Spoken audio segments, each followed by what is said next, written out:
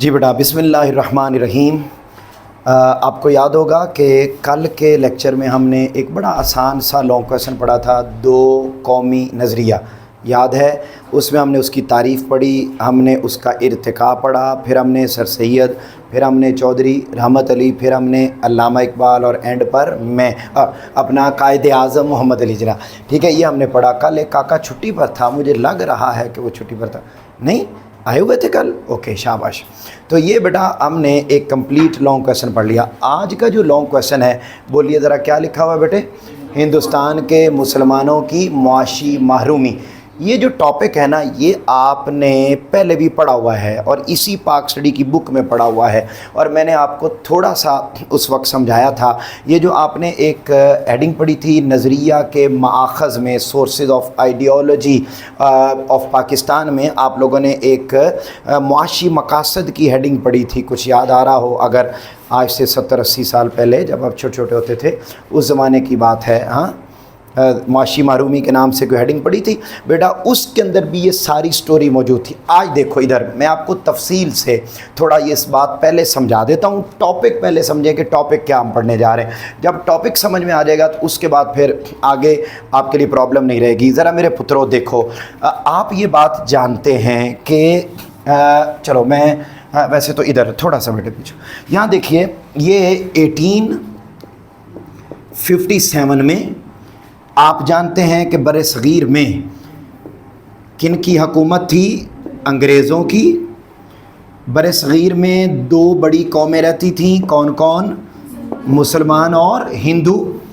جب بیٹے 1857 آیا تو ان ہندوؤں نے مسلمانوں کو کہا کہ مسلمان ہم دونوں مل کر انگریزوں کے خلاف جنگ لڑتے ہیں اور ان انگریزوں کو بر صغیر سے نکال دیتے ہیں، اس کے بعد ہم دونوں مل کر بر صغیر میں حکومت کریں گے۔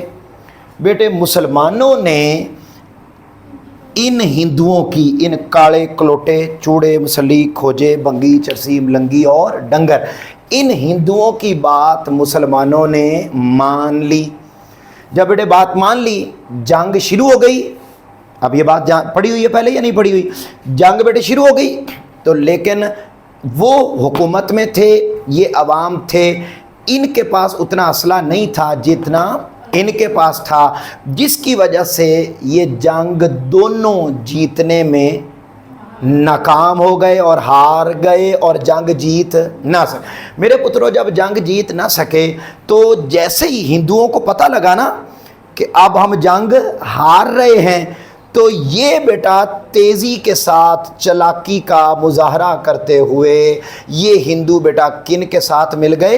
انگریزوں کے ساتھ، اور ان کو جا کے کہتے ہیں کہ انگریز ہم نے تمہارے خلاف جنگ نہیں لڑی، بلکہ تمہارے خلاف تو جنگ لڑی ہے مسلمانوں نے۔ ہائے واٹ ہیپنڈ، یہ کیا ہو گیا؟ تو اب جب بیٹے مسلمان دیکھتے ہی رہ گئے کہ ہیں انہوں نے تو سانو کیا سی، تے ہوں انہوں نے جا کے کہتے کہ میں ایسے ہے ہی نہیں سی، یہ تو صرف مسلمان، اور مسلمان حیران پریشان، ٹھیک ہے، اینڈ نیوٹرون اور پروٹون اینڈ الیکٹرون، ٹھیک ہے، وہ مطلب پریشان ہو گئے کہ یہ کیا ہو گیا ہمارے ساتھ، ٹھیک ہے۔ انٹرنیشنل موئے ہوا، کیا بلکہ یونیورسل موئے ہوا، ٹھیک ہے۔ اب مسلمان بیٹے وہ مطلب پریشان ہوئے۔ اچھا، ہندو بیٹے کمپلیٹلی انگریزوں کو یقین دلانے میں کامیاب ہو گئے کہ ہاں صرف مسلمانوں نے تمہارے خلاف جنگ لڑی ہے، ہم تو چاہتے تھے کہ آپ ادھر ہی رہیں، آپ تمہارے اوپر حکومت کرتے رہیں، آپ تمہارے مائی باپ ہیں، ٹھیک ہے، آپ تمہارا سب کچھ ہیں، ٹھیک ہے۔ انہوں نے مطلب ان کو اپنا ابا بنا لیا، اماں بنا لی۔ اب مطلب یہاں دیکھیے تو مسلمان پیچھے بیچارے رہ گئے اکیلے۔ جب اکیلے رہ گئے نا، تو پھر ان انگریزوں نے بھی ان کی بات پر یقین کر لیا کہ ہاں واقعی ہمیں نکلوانے کی سازش صرف مسلمان کر رہے تھے۔ تو جب بیٹے انہوں نے یہ دیکھا تو پھر انہوں نے چن کے بدلے لیے مسلمانوں سے۔ کس بات کے؟ کس بات کے؟ کہ انہوں نے ہمارے ساتھ جنگ کیوں کی ہے، اس کا بدلہ لیا۔ اچھا، بدلہ کیسے لیا؟ مسلمان بیٹے گورنمنٹ جابز کرتے تھے، ان کو جاب سے نکال دی۔ مسلمان بیٹے زراعت میں تھے، ان کے اوپر ٹیکس زیادہ لگا دیے۔ مسلمانوں کو چیزیں سیل کرنے کے لیے مارکیٹ ہی نہیں دی، مسلمانوں کو بڑے بڑے عہدے ملے ہوئے تھے، عہدے واپس لے لیے، مسلمان اگر بزنس چل رہا تھا کسی کا وہ بند کر دیا، نیا بزنس بھی مسلمانوں کو سٹارٹ نہیں۔ یوں بیٹے مسلمان معاشی طور پر کیا ہو گئے؟ محرومی کا شکار ہو گئے۔ تو ہم اس پورے ٹاپک میں بیٹا یہ پڑھنے لگے کہ کون کون سی محرومیاں، کون کون سی ڈپریویشن انہیں فیس کرنا پڑی۔ تو یہاں پر دیکھو بیٹا پہلا پوائنٹ، اچھا مجھے یہ بتاؤ ٹاپک سمجھ آ گیا؟ کوئی پرابلم تو نہیں ہے؟ اب بیٹے دیکھتے ہیں کہ کس کس طرح کی محرومیوں کا سامنا کرنا پڑا۔ میرا پتر پہلے پوائنٹ پر آؤ اور ہیڈنگ لکھو اکانومک پالیسیز، معاشی محرومیاں، اکانومک پالیسیز۔ اب ٹائم نہیں ہے ورنہ میں انگلش میں بھی لکھ دیتا، لیکن میں بول رہا ہوں معاشی محرومیاں، اکانومک پالیسیز۔ انڈر لائن کریں بیٹا، شارٹ کویسچن ہے۔ 1600 میں ایسٹ انڈیا کمپنی قائم ہو گئی، یعنی آپ یوں سمجھ لیں کہ یہ فل فلج اکانومیکلی انگریزوں کی ایک حکومت قائم ہو گئی۔ اچھا اس کے آنے کے بعد، ایسٹ انڈیا آنے کے بعد نا انہوں نے مسلمانوں پر ایسی معاشی پالیسیاں بنائیں جس سے زیادہ مالی فائدہ انگریزوں کو ہوا، جبکہ اس سے کم ہندوؤں کو ہوا، اور سب سے کم بیٹے کن کو فائدہ ہوا؟ مسلمانوں کو۔ یہ پہلا پوائنٹ تھا۔ نمبر 2 بیٹے لکھیں گے ٹیکس لگانا، انفورسنگ آف ٹیکسز، ٹیکس لگانا۔ پھر بیٹے جب بدلہ لینے کی خاطر انہوں نے تجارت پر، صنعت پر، مسلمانوں پر ٹیکس زیادہ لگا دیے۔ نمبر 3 ڈیپریویشن، یہاں لکھیں گے عہدوں سے محرومی، ڈیپریویشن فرام ڈیزگنیشنز۔ بیٹے مسلمانوں کو بڑے بڑے عہدے، بڑے بڑے القابات دیے ہوئے تھے، جیسا کہ علامہ اقبال کو ایک لقب ملا ہوا تھا سر کا، علامہ کا، اس طرح کسی کو مولوی کا ٹائٹل ملا ہوا تھا۔ یہ تو آج کے زمانے میں مولوی نیگیٹو معنوں میں استعمال ہوتا ہے، ورنہ مولوی عبدالحق، تو یہ مولوی کوئی یہ والے مسجد کے مولوی نہیں تھے، وہ مولوی ان کے یعنی ان کی علمی جو قابلیت تھی اس کی بنیاد پر انہیں وہ اتنا بڑا ٹائٹل ملا ہوا تھا۔ اس طرح کسی کو سر کا، کسی کو علامہ کا، کسی کو مولوی کا، کسی کو بڑے بڑے ٹائٹل ملے ہوئے تھے۔ وہ سارے ٹائٹل بھی بیٹے مسلمانوں سے واپس لے لیے، کس کی خاطر؟ جنگ کرنے کے بدلہ لینے کی خاطر۔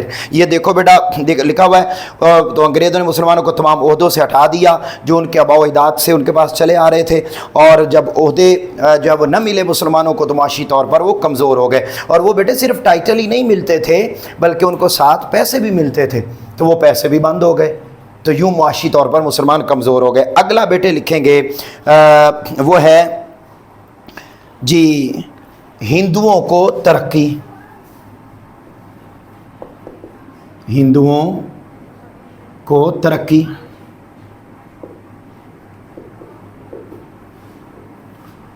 بیٹے مسلمانوں سے عہدے واپس لے لیے اور ہندوؤں کو ترقیاں دے دیں، مسلمان نگلیکٹ ہوئے۔